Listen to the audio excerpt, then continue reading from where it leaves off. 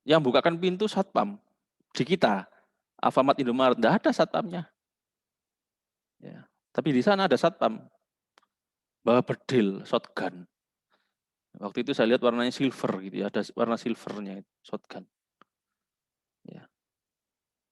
Saya sebelum masuk ke sana saya tahu kalau oh Filipina, apa sih yang saya baca di Filipina? Oh salah satunya adalah senjata api bebas.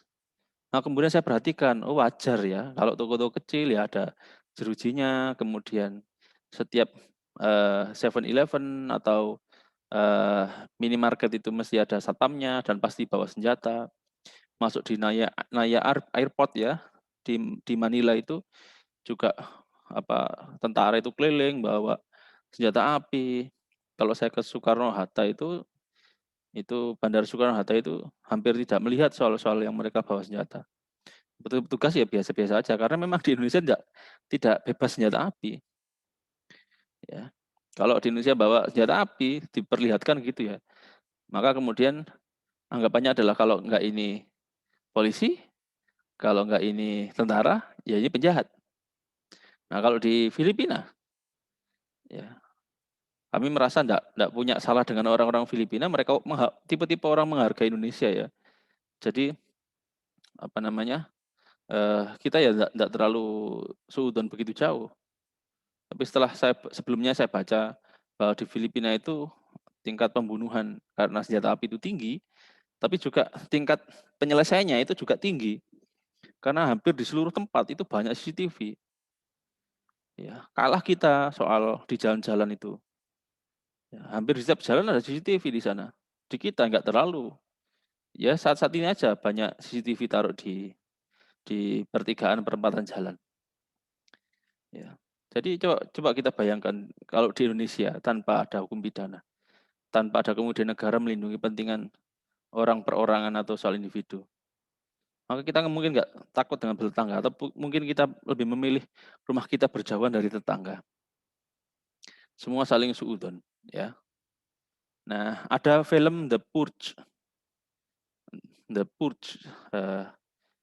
Kalau nggak salah sudah sampai film ketiga kalau nggak salah. Tapi yang paling bagus film pertama. Film fiktif ya, tapi bagus terkait hukum. Cuman kalian yang takut soal darah dan sebagainya, sebaiknya tidak melihat ini. Film The Purge ini menceritakan di Amerika itu angka kejahatannya tiap tahun naik terus. Akhirnya dibuatlah semacam kebijakan bahwa kemudian masyarakat pada jam tertentu, di hari tertentu, di bulan tertentu boleh melakukan kejahatan dan hukum tidak berlaku kepada mereka. Dari 365 hari selama 1 tahun itu ada waktu kurang lebih 12 jam. Ya, kalau nggak salah saat itu di film itu adalah jam 7 malam sampai jam 7 pagi selama 12 jam dalam tempo selama setahun itu atau di hari tertentu itu orang boleh melakukan kejahatan. Dengan dimulai dari bel dari negara dan diakhiri bel juga, bunyi bel dari negara juga jam 7 paginya. Jam 7 malam mulai, jam 7 pagi selesai. Orang bebas melakukan apapun. Ya, polisi nggak ada yang bertindak, nggak boleh bertindak. Karena kebijakan negara. Dan yang terjadi adalah orang saling membunuh, merampok dan sebagainya. Tetapi yang digambarkan di The Purge adalah soal membunuh. Orang membangun benteng di rumahnya. Masing-masing orang bangun benteng di rumahnya. Nah, memang menakutkan. Indonesia mau pakai gaya gitu. Coba bayangkan Indonesia mau pakai gaya kayak gitu 12 jam. Di tanggal contoh 12 jam. Orang boleh melakukan kejahatan. Di tanggal sekian, bulan sekian. Ya. Polisi nggak boleh bertindak. Rumah sakit harus standby 24 jam. Rumah sakit tidak boleh diserang. Contoh karena untuk pengobatan orang-orang. Ya. Takut nggak kira-kira? Mesti takut. Kita kan berusaha mengamankan rumah kita. Rumah kita jadi benteng. Oh, saya benci si orang ini, si Budi, saya benci si Budi. Oh, sekarang baik-baik saja, tak baikin. Tapi nanti saat jam itu, waktu negara memperbolehkan melakukan kejahatan contoh ya, maka kemudian saya melampiaskannya di saat itu. Nah, malah lebih berbahaya lagi. Jadi hukum itu tidak boleh berhenti, ya. Hukum tidak boleh berhenti atau tidak boleh kosong 1 detik pun. Karena ketika hukum itu kosong, orang-orang akan bebas melakukan apapun. Orang-orang akan dipimpin oleh nafsunya untuk melakukan kejahatan-kejahatan itu. Ya, silakanlah yang berani lihat film The Purge, silahkan. Berikutnya, dasar pembenar penjatuhan pidana. 1, pembenar yang pertama dari ketuhanan. Pidana adalah tuntutan keadilan dan kebenaran Tuhan. Pemidanaan bukan karena dendam, tetapi karena pelaku berdosa melakukan kejahatan. Hakim menjatuhkan pidana karena kekuasaan yang diberikan Tuhan kepadanya. Thomas van Aquino melindungi yang baik dan menghukum yang jahat. Ya. Saya sepakat soal itu ya, alasan pembenar yang 1. Namanya orang jahat ya mesti berdosa. Ya. Kalau dia tidak dihukum di dunia, maka dia dihukum di akhirat. Kalau dihukum di akhirat ya sesuai dengan apakah perbuatannya itu betul-betul terhitung perbuatan dosa atau tidak. Nah, siapa yang kemudian memberikan hukuman? Tentu adalah hakim. Siapa yang menghukum? Tentu adalah negara. Tidak boleh kemudian ada namanya Eigenrechting atau main hakim sendiri. Masyarakat tidak diberi wewenang untuk memberikan penghukuman. Kecuali masyarakat yang dia menjadi bagian dari penegak hukum yang kemudian diberi wewenang oleh negara untuk memberikan penghukuman. Nah, berikutnya. Dari falsafah J.J. Rousseau. Secara filosofi kedaulatan rakyat terdapat persetujuan fiktif antara rakyat dan negara. Rakyat berdaulat dan menentukan bentuk pemerintahan. Kekuasaan negara adalah kekuasaan yang diberikan oleh rakyat dengan imbalan perlindungan kepentingan hukumnya dari negara. Apa itu persetujuan fiktif? Di kelas saya itu saya sampaikan, di kelas saya yang waktu sebelum pandemi itu ya, apa itu arti persetujuan fiktif? Saya kasih nilai A kalau kalian tahu. Jadi persetujuan fiktif itu adalah persetujuan yang tidak nyata. Tapi pada dasarnya di belakang itu adalah nyata. Ya, lo kok berbanding terbalik ya? Ya. Jadi ketika kita memberikan suara kepada negara untuk kemudian menentukan siapa nih yang pantas jadi pemimpin kita, maka di sanalah letak persetujuan fiktif. Ya. Karena nggak diketahui kita milih siapa. Maka saya beranggapan ini adalah fiktifnya itu letaknya di sana. Nah, kemudian bagaimana dengan negara ya? Karena kita menjatuhkan diri untuk mentaati negara, ya, kita setuju untuk hidup di Indonesia, maka di sanalah letak fiktifnya pula. Kalau terhadap negara, tadi terhadap pemimpin. Nah, siapa yang menjalankan negara ya pemimpin kita itu. Tetapi pada dasarnya kitalah yang berdaulat, rakyatlah yang berdaulat. Kitalah yang menentukan bentuk pemerintahan kita. Maka dari itu negara membalasnya dalam bentuk melindungi masyarakatnya. Ya, dalam hal ini adalah pemerintah itu harus memiliki kesadaran yang pertama adalah kesadaran untuk memberikan perlindungan kepada masyarakatnya, kepada rakyatnya. Nah, seperti saya sebut tadi, film The Purge tadi ya, kita ketakutan dan sebagainya karena negara meniadakan hukum dalam tempo sekian jam di Amerika itu. Film ya, bukannya sebenarnya ya, tapi di film. Jadi Kita tidur pun, ya, kita pun merasa terlindungi oleh negara. Kita bekerja pun kita merasa terlindungi oleh negara. Ya. Jadi salah satu hal ya, kita kok nggak kelihatan sih tentara itu berjalan di sekitar kita, mereka patroli, ya, tentara loh ya. Ya. Kalau dilihat lebih jauh secara sistemik loh, mereka lagi menjaga meskipun tidak di sekitar kita. Maka kita harus berterima kasih kepada mereka. Oh, kok nggak ada polisi berjalan di sekitar kita?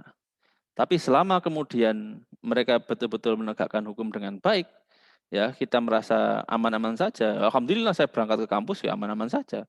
Artinya mereka bekerja. Nah, artinya negara ada meskipun kita tidur. Kita sebagai masyarakat kita tidur jam berapapun eh, hukum itu masih berjalan. Penegak hukum juga masih bergerak dan lain sebagainya. Kemudian yang ketiga adalah dari sisi perlindungan hukum. Penerapan pidana adalah alat untuk menjamin ketertiban hukum. Pidana diterapkan adalah sebagai alat untuk menjamin ketertiban hukum. Maka dari itu eh, tidak dibenarkan bahwa hukum itu boleh ditiadakan. Tidak dibenarkan ya. Tidak dibenarkan hukum itu ditiadakan. Jadi dia harus ada terus untuk sebagai jaminan agar kemudian tertib masyarakat itu. Ya. Saya pernah berpikir bagaimana kemudian kalau lihat kriminal statistiknya Polri itu, angka kejahatan itu ya cukup banyak. Bahkan ada tiap menit, tiap detik ya di Jawa Timur itu berapa angka kejahatannya. Tiap 1 menit itu berapa angka kejahatan di Jawa Timur. Bagus ya statistik kriminal statistik yang dibuat Polri itu bagus. Beratus-ratus halaman. Saya buka tabel yang kejahatan tiap waktu ya. Di Jawa Timur itu berapa menit. Nah, itu di Telegram saya ada itu. Di Telegram kelas saya itu ada. Ya, kriminal statistik Polri. Ada 2 kalau nggak salah. Satu yang Tempo 2016, satu yang mungkin 2018 kalau nggak salah. Nah, oke, berikutnya.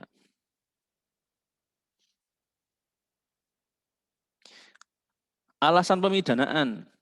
Tadi tujuan, sekarang alasan ada tujuannya dibalas. Maaf, ada alasannya untuk dibalas, ada alasannya untuk relatif ya, untuk memperbaiki orang. Ada yang kemudian menggabung dari pembalasan dan memperbaiki orang. Teori pembalasan menekankan bahwa pidana yang dijatuhkan adalah membalas, tidak mempersoalkan akibat dan masa depan pelaku atau terpidana. Ya. Jadi murni, pokoknya dibalas. Saya melihatnya ini adalah pada kalau orang di penjara itu rasa-rasanya sulit melihat apakah dibalas atau diperbaiki. Karena kalaupun niatnya dibalas, negara niat membalas. Ya.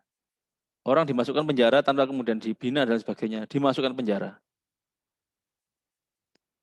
Tentu kan dia harus makan. Oh, keluar dari kamarnya untuk menuju dapur makan jam sekian. Ingat, jam sekian. Oh, jam sekian kemudian dia harus selesai makan, masuk ke kamar lagi. Contoh, ya. Tanpa kemudian dibina membuat ini, membuat itu. Maka ini pun juga ada perbaikannya terhadap diri terpidana. Terhadap diri orang di penjara itu. Loh Pak, perbaikannya di mana?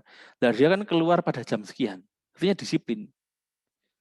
Ya, untuk makan di mana tempat makan, disiplin juga makannya di tempat makan. Kembali dari tempat makan ke dalam penjara lagi jam sekian. Artinya ada disiplin juga. Nah, ya. Jadi kalau orang bicara membalas, itu ya saya pikir nggak mungkin lah hanya membalas. Mesti juga kalau masuk penjara sengaja dibalas gitu, mesti juga ada mengikuti yang lain meskipun tidak sengaja untuk diberikan. Nah, beda dengan perbaikan. Kalau perbaikan ya dibina, ya dikasih pelatihan-pelatihan tertentu, ya dikasih siraman rohani, nah dan lain sebagainya. Kalau orang dieksekusi pidana mati itu ya saya pikir murni pembalasan. karena dia dianggap tidak dapat dikembalikan lagi kepada masyarakat. Nah, maka nggak bisa diperbaiki. Tetapi yang terjadi di Indonesia adalah orang itu terkadang nggak langsung kok kemudian dia dihukum mati. Ya. Dijatuhkan pidana mati terhadap X, si X gitu ya, masuk di penjara. Oh, dia ngajukan gerasi ke pemerintah. Tahun saat itu dia ngajukan gerasi ke pemerintah. Gerasinya nggak turun-turun. Akhirnya gerasinya turun. Ya, gerasinya ditolak. Ngajukan lagi tahun berikutnya, ditolak lagi. Ngajukan lagi tahun berikutnya, ditolak lagi. Jadi saya kadang menduga bahwa gerasi-gerasi yang diajukan itu tujuannya untuk memperlama hukuman mati yang akan diberikan itu. Nah, ya terkadang itu bisa dianggap celah ya. Cuman bisa dianggap juga kadang ada juga peradilan sesat itu ya. Kan kasihan orang sudah dihukum lama, ternyata dia itu tidak melakukan perbuatan yang dimaksud. Seperti halnya yang Anda lihat di berita-berita barusan itu. Ya, seorang laki-laki dihukum kalau nggak salah 23 tahun saat dia umur 14 di Amerika seingat saya. Ya, ternyata detektif yang menyelidiki dia itu yang nakal ya, dia dipaksa ngaku dan lain-lain. Nah, kemudian teori tujuan yang kedua adalah teori perbaikan. Jadi dia diberi pembinaan dan lain sebagainya itu. Bagaimana dengan gabungan? Gabungan ini menggabungkan antara pembalasan dan perbaikan. Kalau saya pikir Indonesia itu dua-duanya digabung. Maaf, alasan pidananya di penggabungan. Karena ada yang dibales dalam bentuk hukuman mati itu, dan ada yang dia meskipun di penjara dalam sekian tahun itu kemudian dilakukan perbaikan. Ya. Oke, next. Berikutnya. Oh iya, saran saya untuk kalian. Coba deh kalian lihat film The Shawshank Redemption. Shawshank Redemption. Film terbaik dengan peringkat tertinggi di dunia yang kalau nggak salah itu dibuat tahun 80-an. Ceritanya adalah, saya nggak mau ngasih spoiler ya. Andy Dufresne ya, itu dianggap diputus membunuh istrinya. Padahal saat itu Andy Dufresne memang membawa pistol, tapi nggak mabuk ya, dan nggak sampai masuk rumah istrinya itu. Dan di dalam rumah istrinya itu sudah ada pembunuh yang membunuh istrinya. Kemudian diselidiki polisi, kenalah si Andy Dufresne masuk penjara, dan Andy Dufresne berusaha untuk keluar dari penjara, kabur. Bagus filmnya. Ya, film ini mengajarkan bagaimana kemudian di dalam penjara seperti apa. Meskipun tidak beralur cepat, tapi ini film beralur pelan, ada dialog-dialog yang mungkin baik untuk kalian cerna. Ya, akhirnya dia berhasil kabur. Ini berdasar kisah nyata ya. Pemain-pemainnya pun bagus. Nah, oke, berikutnya. Saya pikir perbandingan ini tidak perlu saya sampaikan lebih jauh. Nanti kalian bisa lihat slide saya, mungkin saya share di Telegram ya. Berikutnya, nah, bagaimana ruang lingkupnya? Hukum pidana mempunyai ruang lingkup, yakni peristiwa pidana atau delik ataupun tindak pidana.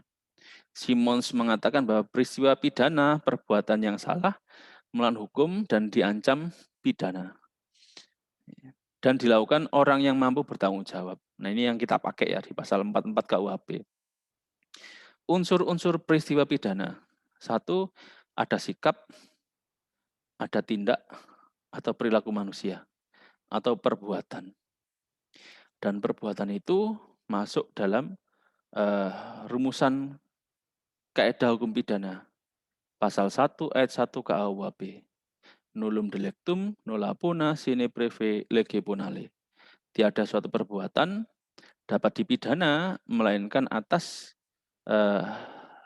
kekuatan ketentuan pidana dalam perundangan yang telah ada sebelum perbuatan itu dilakukan. Jadi harus ada aturannya dulu, baru kemudian orang itu perbuatannya dapat dipidana.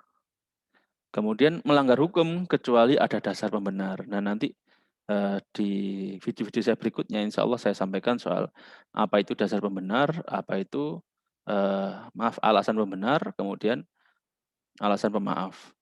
Kemudian yang keempat didasarkan atas kesalahan kecuali ada alasan penghapus kesalahan. Ya, didasarkan atas kesalahan kecuali ada alasan penghapus kesalahan. Ini juga saya sampaikan berbarengan dengan dasar pembenar itu di slide saya berikutnya. Oke, next slide berikutnya. Terima kasih ya.